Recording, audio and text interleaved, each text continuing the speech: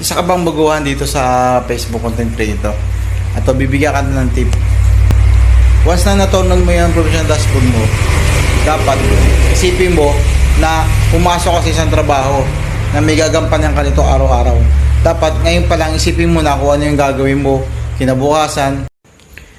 Once na natunan mo yung professional dashboard mo dito sa pagiging content creator mo, at dapat alamin mo dapat yung mga ginagawa ng mga big content creator.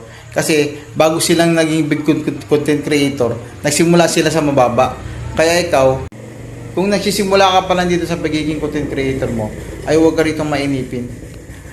Maging ano ka lang dito, enjoy mo lang yung sa pagiging gawa mo ng mga video mo dito sa mga sa reels, sapagkat may darating din ng araw na magiging magbabiral din yung mga video mo. Marami kasi rito yung mga nag-viral na video rito na mga sumikat na rito sa pagiging content creator. Kaya ikaw, kung may goal ka rito na gusto mo talaga sumikat, ay ipagpatuloy mo lang yan. Kasi sa umpisa lang talaga, wala talaga maniniwala sa iyo.